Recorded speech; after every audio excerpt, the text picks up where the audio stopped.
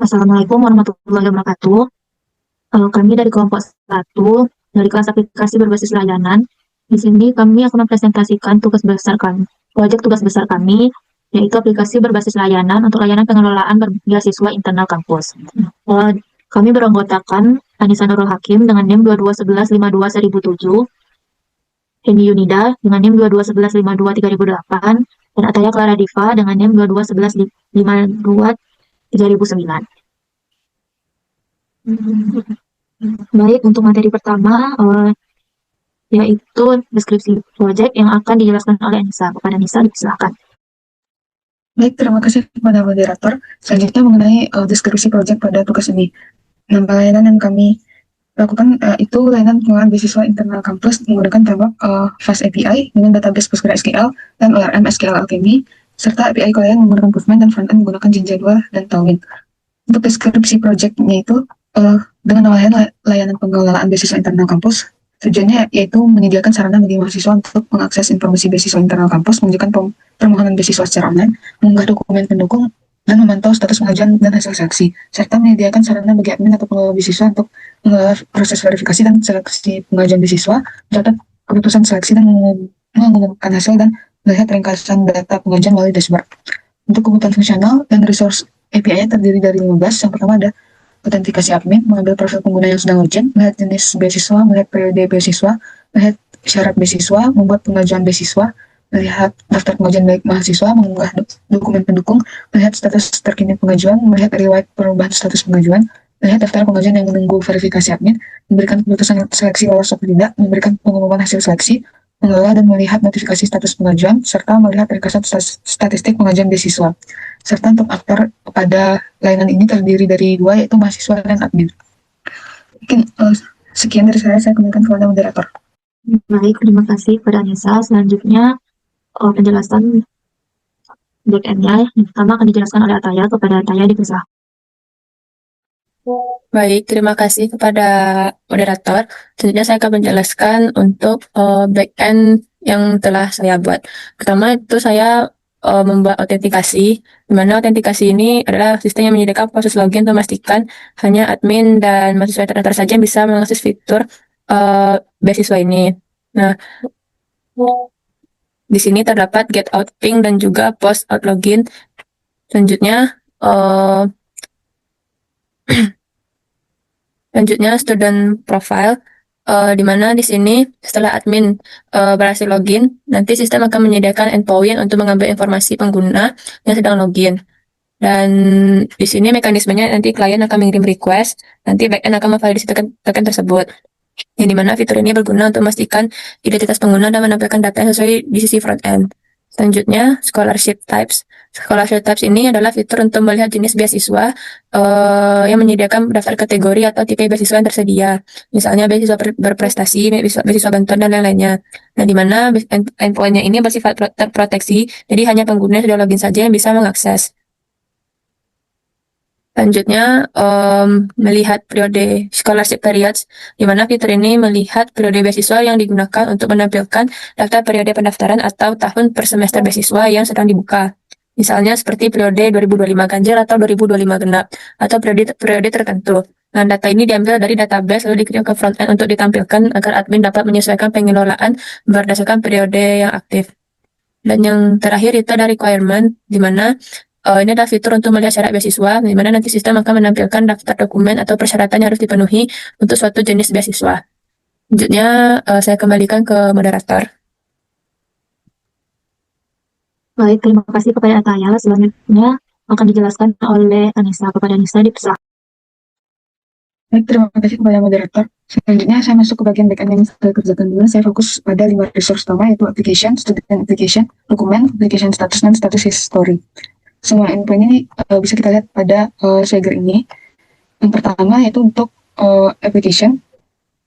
Di sini bisa untuk membuat pengajuan lewat resource application menggunakan metode post. Di request body saya isi data pengajuan seperti student ID, scholarship type ID, scholarship period ID, dan sebagainya. Lalu jika berhasil, responden mengembalikan ID pengajuan dan informasi pengajuan yang tersimpan. Dan ID ini akan dipakai untuk proses berikutnya seperti untuk upload dokumen dan pengecekan status. Selanjutnya untuk student application.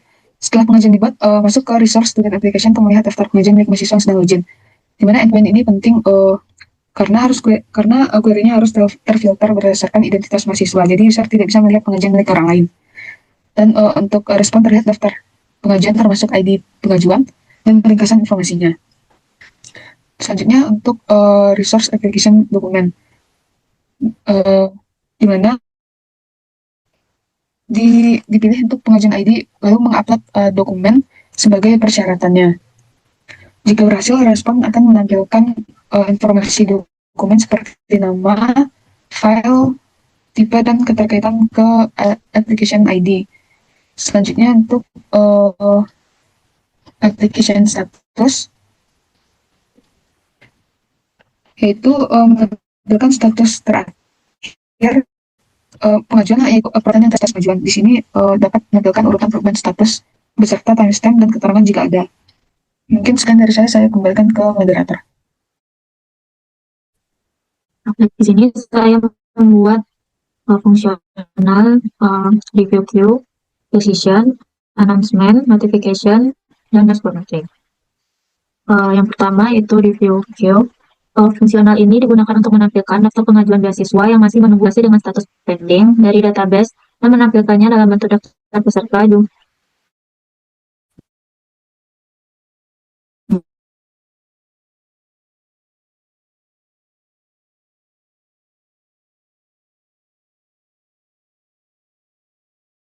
decision keputusan terhadap pengajuan beasiswa apakah disetujui atau ditolak. Selanjutnya announcement. Fungsional ini digunakan untuk membuat dan menyimpan pengumuman resmi terkait beasiswa. Admin dapat menambahkan judul dan isi pengumuman yang kemudian disimpan ke database dan dapat ditampilkan kepada pengguna. Fitur ini berperan sebagai media informasi resmi dalam sistem beasiswa. Selanjutnya notification.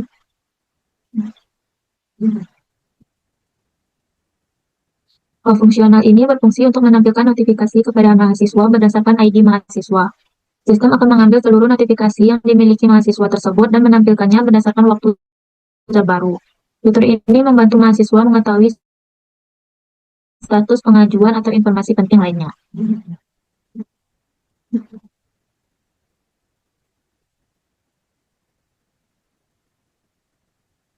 Terakhir yaitu dashboard metrics. Fungsional ini digunakan untuk menampilkan ringkasan data pengajuan beasiswa dalam bentuk statistik. Data yang ditampilkan meliputi total pengajuan, jumlah yang masih dipending, terverifikasi, diterima, dan ditolak. Fitur ini memudahkan admin atau pihak kampus dalam memantau kondisi sistem secara keseluruhan.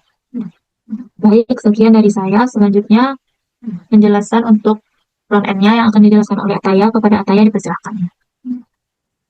Baik, terima kasih kepada moderator. Nanti saya akan menjelaskan layanan beasiswa yang telah kami buat. Untuk tampilan pertama ini ada tampilan login yang dimana nanti pengguna bisa memasukkan username dan password. Pertama kita masukkan username untuk admin terlebih dahulu.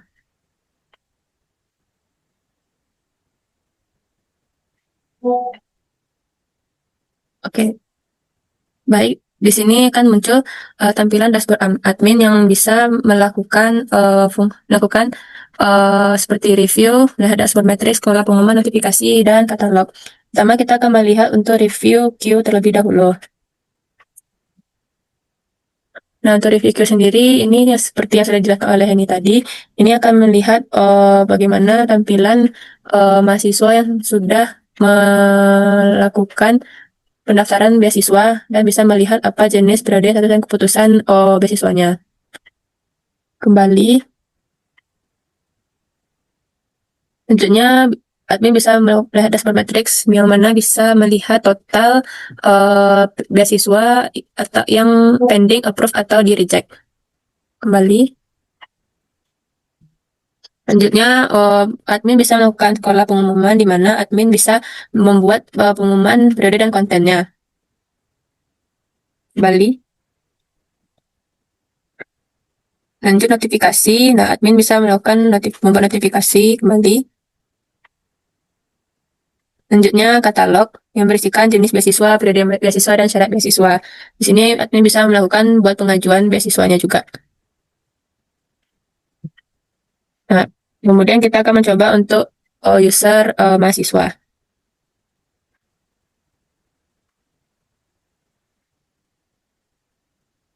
Nah, di sini mahasiswa bisa melihat katalog beasiswa, pengajuan beasiswa, buat beasiswa, dan lain-lain. Pertama, kita akan melihat katalog beasiswa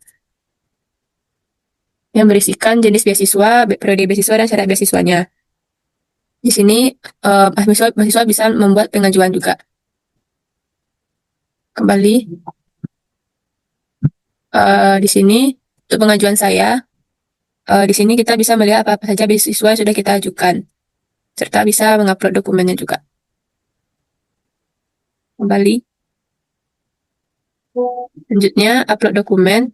Buat pengajuan, di sini kita bisa ngisi pengajuannya apa. Kembali.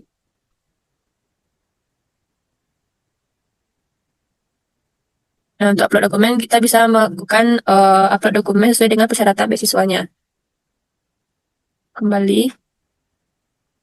Kemudian status. Di sini kita melihat status beasiswa kita, apakah status yang kita ajukan itu bisa berhasil apa tidak. Selanjutnya notifikasi. Di sini akan muncul harusnya notifikasi ke mahasiswa. Lanjut pengumuman yang berisikan pengumuman beasiswa. Kembali. Dan yang terakhir itu profil, yaitu profil mahasiswa yang mendaftar beasiswa. Mungkin sekian penjelasan dari saya kembalikan ke moderator. Baik, terima kasih kepada Taya. Selanjutnya untuk tugas UAS 2 fungsional tambahan yang akan dijelaskan oleh Nisa. Kepada Nisa dipersilakan. Baik, terima kasih kepada moderator. Selanjutnya untuk tugas UAS, di sini kami menggunakan API dari TMDB, yaitu The Movie Database API, di mana merupakan layanan publik API yang menyediakan data film, serial TV, aktor, rating, poster, dan informasi terkait industri hiburan. Untuk mekanisme autentikasinya, yaitu API TMDB ini pada implementasinya menggunakan Bearer Token Authentication atau API Read Access Token yang dikirim melalui header HTTP, di mana headernya menggunakan authorization Bearer TMDB Bearer Token dan accept-nya menggunakan application JSON. Lalu token disimpan di backend melalui environment variable TMDB Bearer Token, dan tujuannya untuk menjaga keamanan kredensial dan mencegah token terekspos di sisi klien.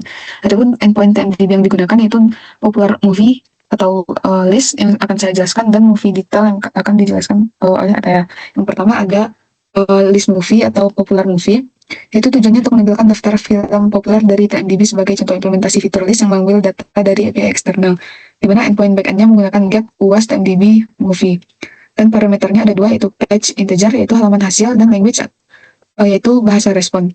Dan API public yang dikonsumsi menggunakan TMDB ini, yang pertama ada method dan endpoint TMDB, lalu ada autentikasi menggunakan bearer token yang dikirim melalui header. Selanjutnya ada authorization menggunakan bearer juga, dan output utamanya itu daftar film populer dalam array result seperti ID, title, overview, release date. Selanjutnya untuk demonya.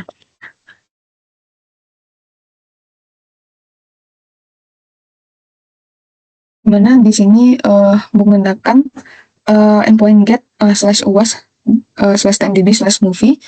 Yang pertama kita coba try it out terlebih dahulu menggunakan page integernya kita masukkan angka 1, dan language-nya kita masukkan yang manual, yaitu menggunakan ID. Lalu klik execute. Nah, di sini berhasil untuk menampilkan daftar list populer dari TMDB-nya dengan kode 200 atau OK, dan akan menampilkan daftar film populer dalam array result.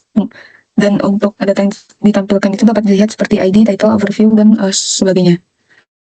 Next, saya kembalikan kepada moderator.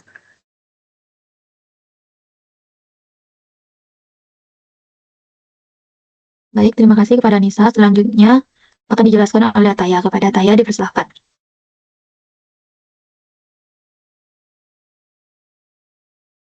Baik, terima kasih kepada moderator. Hanya di sini saya akan menjelaskan untuk fitur detail movie yang telah kami buat. Yang pertama, tujuan kami membuat detail movie ini adalah untuk menampilkan detail film berdasarkan movie ID. Sebagai contohnya itu implementasi fitur detail dari data yang telah diambil melalui API eksternal.